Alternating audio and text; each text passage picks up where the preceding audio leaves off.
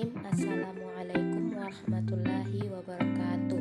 Perkenalkan, nama saya Rahyu Azlina dengan NIM 202101010413 dari PGMI kelas A semester 3. Baiklah, tujuan saya di sini yaitu untuk memaparkan materi PPT saya dengan judul Konsep Ilmu Pengetahuan Teknologi atau IPTEK dan Pengetahuan Terhadap Kehidupan Masyarakat. Baik, langsung saja. Bagian A, Konsep Ilmu Pengetahuan dan Teknologi. Pengetahuan merupakan pengalaman yang bermakna dalam setiap diri manusia yang tumbuh sejak dilahirkan. Pengetahuan mempunyai sifat yang acak. Pengetahuan yang sifatnya acak dan terbuka dalam melalui proses yang panjang diorganisasikan dan disusun menjadi bidang-bidang ilmu. Ilmu itu kemudian dikelompokkan menjadi ilmu eskak atau ilmu pengetahuan alam dan ilmu non-eskak atau ilmu pengetahuan sosial. Ilmu pengetahuan merupakan kumpulan fakta-fakta dan aturan-aturan yang ada hubungannya antara satu dengan lainnya. Ilmu pengetahuan sangat penting bagi kehidupan manusia karena dapat mengembangkan daya kemampuan yang dimiliki. Selain itu, ilmu pengetahuan selalu diikuti oleh teknologi. Teknologi adalah suatu studi sistematik akan teknik-teknik untuk membuat dan mengerjakan berbagai benda. Sedangkan ilmu adalah usaha sistematik untuk memahami dan menafsirkan dunia. Selain itu juga, teknologi dapat diartikan sebagai segala upaya yang dapat dilaksanakan oleh manusia untuk mendapatkan taraf hidup yang lebih baik. Sehingga tujuan akhir penggunaan teknologi adalah kesejahteraan manusia. Adapun prinsip-prinsip yang membedakan antara ilmu dan pengetahuan adalah ilmu memiliki ciri-ciri sebagai berikut. Yang pertama, disusun secara sistematik. Yang kedua, ada objek kajiannya. Yang ketiga, ada ruang lingkup kajiannya. Dan yang keempat, menggunakan suatu metode tertentu. Sedangkan dalam pengetahuan, ciri-ciri tersebut tidak ada. Dalam pemilihan teknologi, hendaknya berdasarkan pada efektivitas teknologi itu sendiri, yaitu memilih teknologi yang berdampak negatif seminimal mungkin. Teknologi diperoleh melalui suatu proses yang dikembangkan oleh manusia yang memiliki ilmu pengetahuan dan pengalaman yang cukup. Berkaitan dengan hal tersebut, Dejakrat Madja 1997 mengemukakan 5 sifat pokok teknologi yang perlu dipahami, antara lain: yang pertama, ilmu pengetahuan dan praktik atau percobaan merupakan prasyarat untuk tumbuh dan berkembang jika sudah terbagi dan termanfaatkan. Kedua, teknologi dapat berupa kompetensi yang melekat pada diri manusia, dapat berwujud fisik yang melekat pada mesin dan peralatan maupun informasi yang diwadahi oleh sistem dan organisasi. Yang ketiga, teknologi tidak memberikan nilai guna jika tidak diterapkan atau tidak terbagi dan tidak terpakai secara tepat guna. Selanjutnya, sebagai salah satu aset perusahaan, teknologi dapat ditemukan, dikembangkan, atau bahkan tidak bernilai guna jika teknologi yang dimiliki sudah kadaluarsa. Selanjutnya, pada umumnya teknologi digunakan untuk mensejahterakan masyarakat atau meningkatkan kualitas hidup manusia. Hubungan antara pengetahuan dan ilmu pengetahuan dan teknologi sangat-sangat populer, yaitu ilmu pengetahuan dan teknologi atau sering disebut dengan IPTEK. Perkembangan teknologi ini sebenarnya sudah dialami oleh manusia primitif. Manusia primitif hampir seluruhnya hidup sebagai komunitas-komunitas nomadis yang kecil yang untuk bertahan hidup tergantung pada keahliannya mengumpulkan makanan, umbi-umbian, buah-buahan, berburu, menangkap ikan, dan menghindari bahaya binatang buas. Alat-alat yang dipergunakan berasal dari tulang dan tanduk rusa. Tahap-tahap perkembangan cara memenuhi kebutuhan manusia di atas juga diikuti oleh perkembangan teknologinya. Perkembangan teknologinya dimulai dari hanya memanfaatkan anggota badan yaitu kaki dan tangan, menggunakan peralatan sederhana sampai peralatan yang lebih baik seperti alat-alat dari batu, misal bajak, arit, gerabah, dan senjata. Perkembangan iptek lebih maju lagi dengan dikemukakannya api yang dimanfaatkan sebagai sumber tenaga. Selanjutnya, bagian B, perubahan teknologi. Menurut Lewis Harry Morgan sebagaimana yang dikemukakan oleh Winata Putra, sesuai dengan perkembangan pemikiran manusia, maka teknologi juga mengalami perubahan, yaitu zaman liar bawah atau lower savagery, yaitu sejak manusia ada di permukaan bumi sampai ia mengenal bahasa. Selanjutnya, zaman liar tengah, middle savagery, yaitu manusia ditandai dengan adanya kemampuan membuat api dan berakhir dengan adanya kemampuan manusia membuat busur dan panah. Selanjutnya, zaman liar atas, upper savagery, ditandai dari mulai busur dan panah sampai menemukan peralatan tembikar. Selanjutnya, zaman beradab bawah, lower berbarisan, mulai dari manusia mampu membuat tembikar sampai mengenal budidaya tumbuhan dan memelihara binatang ternak.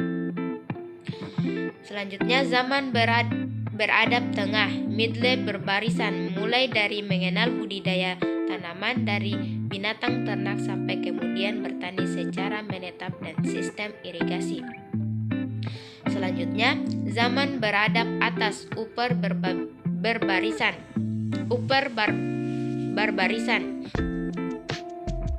mulai dari membuat yang berarti sudah mengenal pengelolaan besi sampai mengenal alfabet atau huruf. Selanjutnya, zaman peradaban, civilization, ditandai dengan penggunaan bahasa, tulisan, dan percetakan sampai sekarang.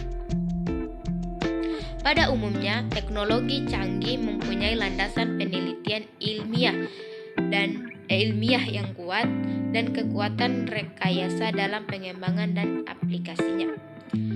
Alvin Toffler dalam Nursit Sumatmadja 2001 mengemukakan 3 tahap perkembangan teknologi, yaitu revolusi hijau, revolusi industri, dan revolusi informasi. Kemajuan iptek itu perlu diwaspadai karena tidak jarang kemajuan teknologi bisa berdampak negatif dan merugikan bahkan membahayakan kehidupan manusia. Masing-masing bidang perkembangan antara yang satu dengan yang lainnya saling kait-mengait. Iptek dalam bidang pertanian mendorong kemajuan dan penggunaan berbagai mesin produksi. Iptek di dalam bidang informasi sebagai sarana penyebaran luasan berbagai pertanian dan kemajuan bidang pertanian dan industri. Iptek bidang industri, petrokimia, dan bioteknologi mendukung iptek pertanian yang semakin canggih.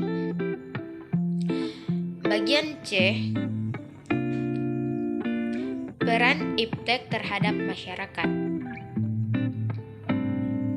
Teknologi mempunyai peran yang sangat besar dalam kehidupan manusia, yaitu pertama, interaksi antara manusia dengan teknologi. Hubungan antara masyarakat dengan teknologi itu sangat kompleks. Yang kedua, otonomi yang diduga dimiliki teknologi. Teknologi adalah studi sistematik mengenai teknik-teknik untuk membuat dan melakukan berbagai hal, membuat teknologi sebagai suatu fenomena sosial. Yang ketiga, hubungan teknologi dengan pendidikan. Pada awal keberadaan manusia, suatu keahlian diperoleh dengan cara alam dan sulit. Pengajaran dilakukan secara lisan dan pengalaman praktis sangat dekat dengan hal-hal ritual daripada penerapan prinsip-prinsip ilmiah rasional. Yang keempat, kualitas kehidupan. Harus kita akui bahwa teknologi telah menghasilkan suatu standar hidup yang lebih tinggi kepada orang yang hidup di negara maju. Teknologi juga mempercepat populasi mendapatkan nafkah di negara-negara sedang berkembang. Perkembangan teknologi seakan-akan merupakan faktor dominan dalam perkembangan konstelasi dunia. Ini merupakan tantangan bagi kita untuk mengembalikan teknologi dalam peranan pengabdian. Bagaimana teknologi dikembangkan, diarahkan, dan dikendalikan untuk menunjang kesejahteraan manusia. Bagaimana teknologi digunakan untuk penggalian dan pengembangan kekayaan yang membawa manfaat bagi manusia secara terus-menerus dengan mengamankan ekosistem manusia bagi generasi yang akan datang. Jadi, teknologi di Indonesia harus digunakan untuk mempercepat proses produksi dan pertumbuhan ekonomi, memperluas lapangan kerja, untuk menciptakan kesejahteraan dan kemakmuran rakyatnya secara merata. Melihat masalah-masalah yang dihadapi masyarakat Indonesia pada masa yang akan datang, menurut Tarsis Tarmuji, ada 3 macam teknologi yang harus dibina dan dikembangkan, antara lain yang pertama, teknologi maju, yaitu teknologi yang berkembang dengan berbagai bidang yang vital untuk masa depan bangsa Indonesia, antara lain produksi ekstraktif, khususnya bidang metalurgi dan teknologi mineral, dan penelitian serta pengembangan bidang energi, khususnya tenaga nuklir. Teknologi adaptif, yaitu perkembangan teknologi dan hasil penemuan yang bersumber pada penilaian dan pengembangan di negara-negara maju yang masih harus diolah. Yang ketiga, teknologi protektif, yaitu teknologi yang ditujukan pada pemeliharaan, perlindungan, dan pengaman ekosistem. Asas-asas teknologi protektif berkisar pada aspek konservasi, restorasi, dan generasi segenap sumber daya alam dan manusia yang ada dalam masyarakat kita. Bagian D, iptek dan daya kemampuan masyarakat. Perkembangan ilmu pengetahuan dan teknologi yang begitu cepat menimbulkan pula perkembangan di bidang sosial. Misalnya, pengaruh penemuan radio mempunyai efek kepada lapangan rekreasi, pendidikan, transportasi, agama, pertanian, dan ekonomi. Pengaruh penemuan tersebut biasanya diikuti oleh penemuan-penemuan baru lainnya. Dalam kehidupan masyarakat demokratis yang modern memerlukan manusia yang berpengetahuan tinggi dan memahami persoalan-persoalan kemasyarakatan yang begitu kompleks yang merupakan dampak dari kemajuan iptek. Kemajuan iptek membawa keuntungan bagi industri dan pabrik-pabrik yang tekstil, otomotif, dan sebagainya. Pengaruh langsung peningkatan produksi tersebut adalah terjadinya penurunan tenaga kerja manusia.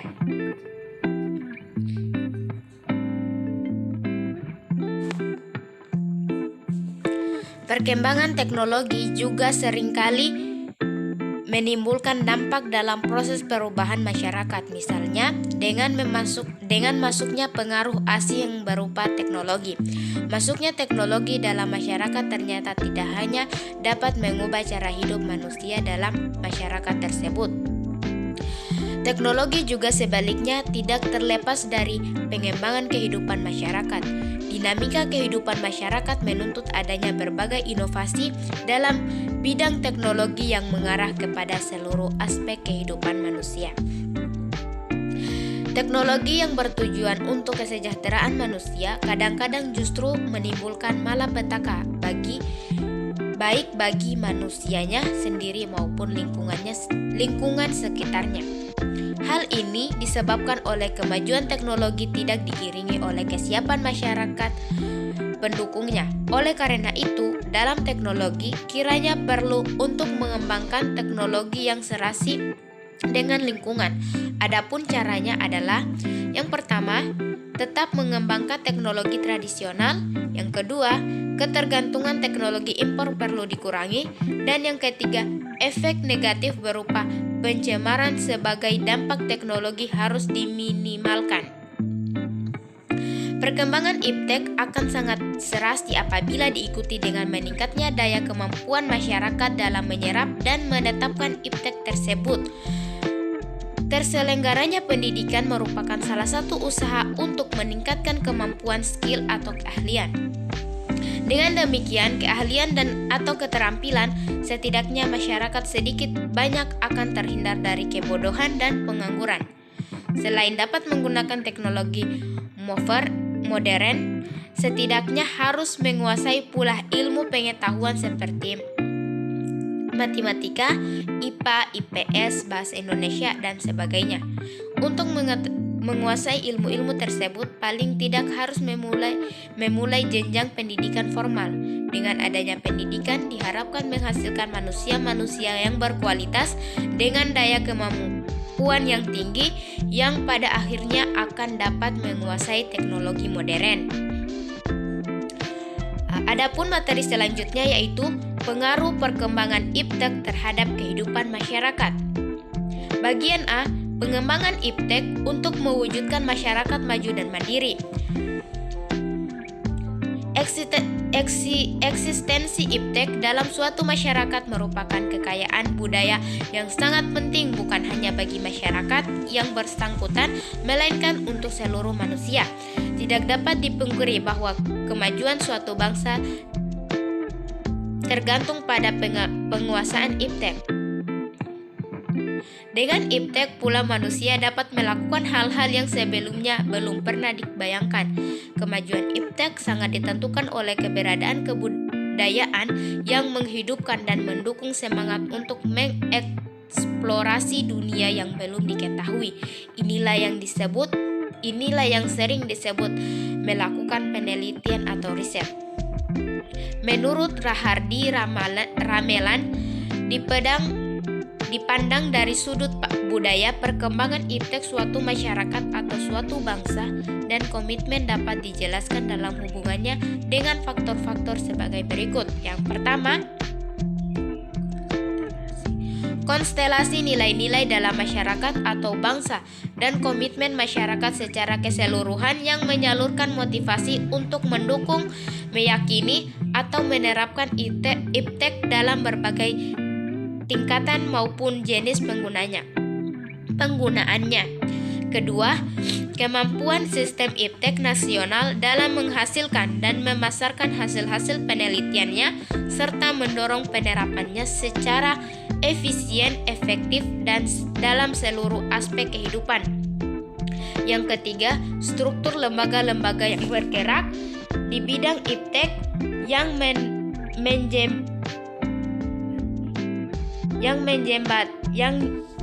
menjembatani proses kreatif dan inovatif para penelitinya. Bagian B memasyarakatkan ilmu pengetahuan dan teknologi atau iptek.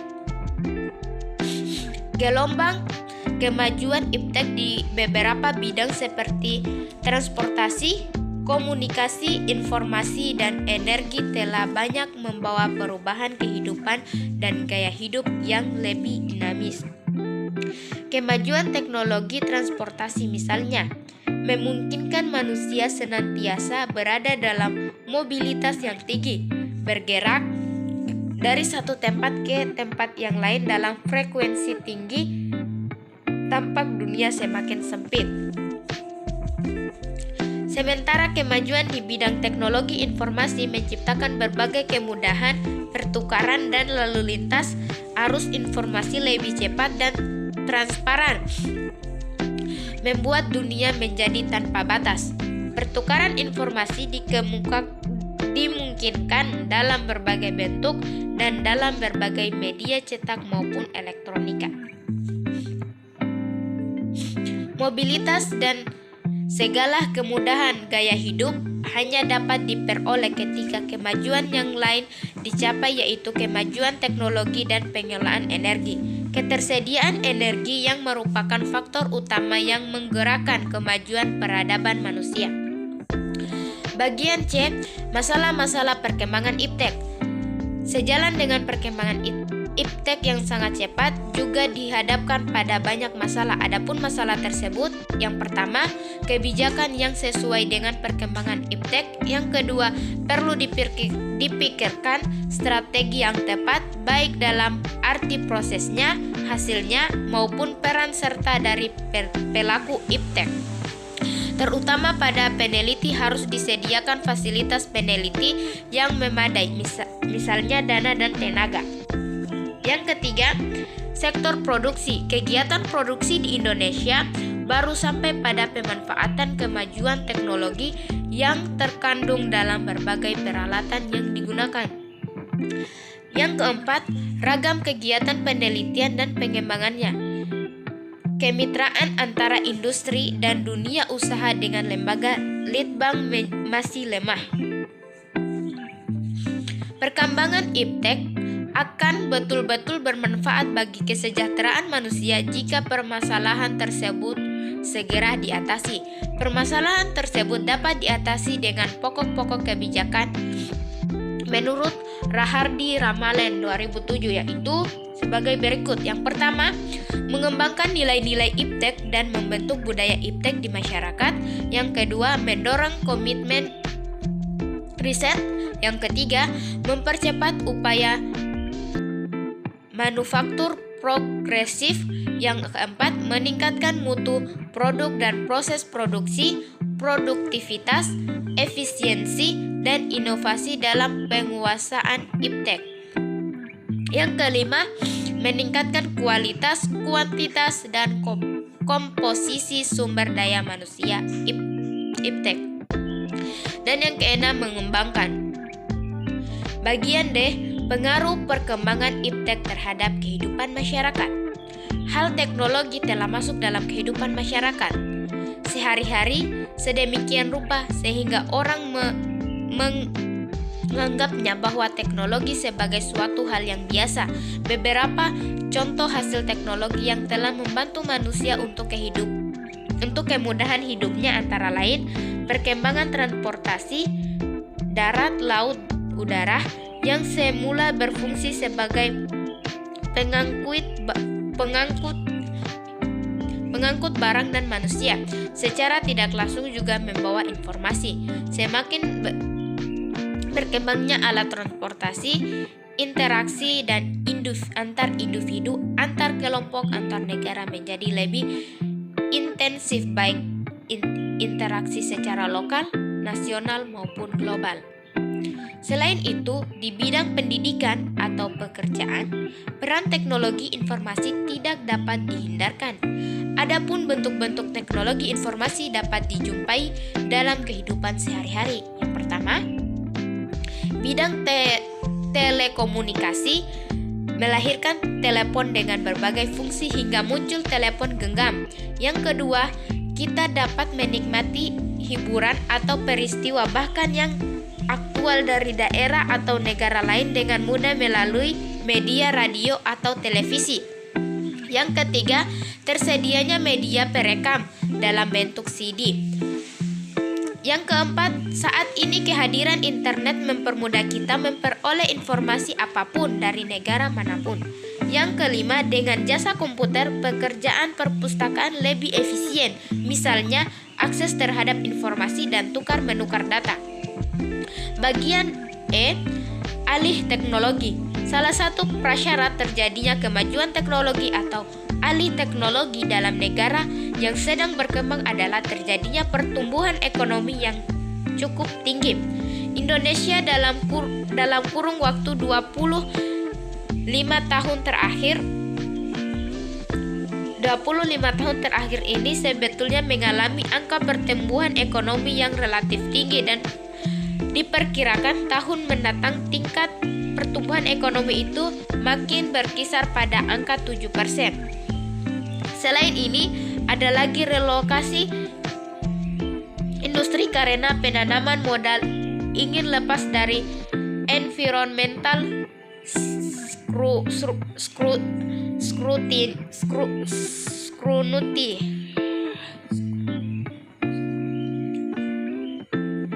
scrutiny. Dengan kata lain, penanaman modal asing yang masuk ke Indonesia memang membawa modal teknologi dan menyediakan lapangan kerja, tetapi sekaligus juga merusak lingkungan. Hal-hal di atas adalah beberapa alasan masuknya model asing ke Indonesia. Namun harus diakui bahwa ada juga penanam modal asing yang masuk membawa serta teknologi yang sebetulnya potensi untuk bisa dialihkan kepada mitra lokalnya, tetapi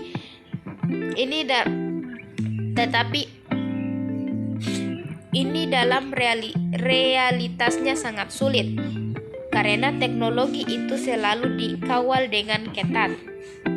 Bagian F, proses alih teknologi.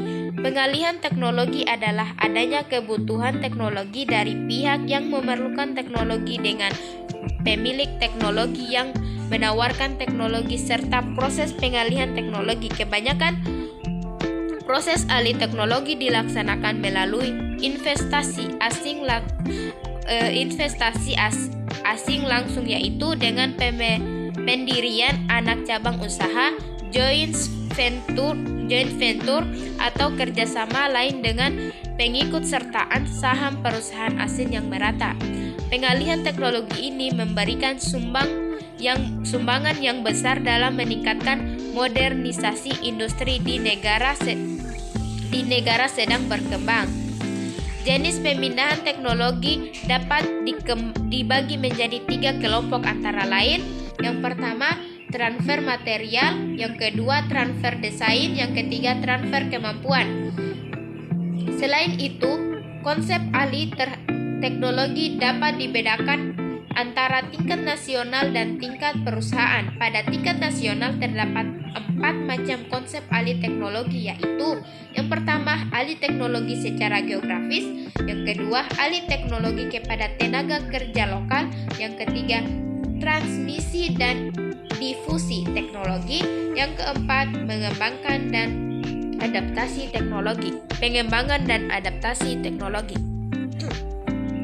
Dalam pelaksanaannya, alih teknologi seringkali mengalami beberapa hambatan seperti: pertama, hambatan yang timbul dari ketidaksempurnaan pasar teknologi. Yang kedua, hambatan yang disebabkan oleh kurangnya pengalaman dan keterampilan bangsa Indonesia dalam menyelesaikan perjanjian hukum yang memadai untuk memperoleh teknologi tersebut, karena alih teknologi merupakan hubungan hukum antara pemberi teknologi dan penerima teknologi. Yang ketiga, hambatan dari sikap pemerintah baik legislatif maupun administratif dari negara pemilik teknologi dan atau negara penerima teknologi. Yang keempat, hambatan sumber keuangan karena tingginya biaya alih teknologi. Ada 3 hal yang perlu dianalisis dalam mencermati luas dan sifat alih teknologi, yaitu yang pertama, sampai seberapa jauhkah investasi asing dan bentuk kerjasama lain memberikan kontribusi pada kenaikan produktivitas di negara penerima. Yang kedua, seberapa besarkah spin-off teknologi yang biasa disebut sebagai kebocoran atau keterkaitan terhadap faktor produksi di Indonesia dengan cara bagaimana manfaat teknologi baru dapat dinikmati. Yang ketiga, kelompok manakah di negara penerima yang merupakan penerima manfaat utama, kelompok bisnis tertentu, konsumen, pekerja, atau lainnya.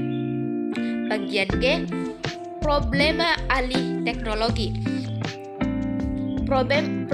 Problema alih teknologi berkaitan dengan berbagai aspek. Yang paling utama adalah segi ekonomi. Mengingat model asing dengan teknologi itu dibagi ke Indonesia dan dialihkan kepada pihak Indonesia, maka proses alih teknologi menjadi problema yang cukup gawat, yaitu pertama, jenis teknologi yang dialihkan. Yang kedua, penilaian atas teknologi. Yang ketiga, cara alih teknologi dilakukan, termasuk yang keempat, harga teknologinya. Yang kelima, syarat-syarat yang menyertai alih teknologi.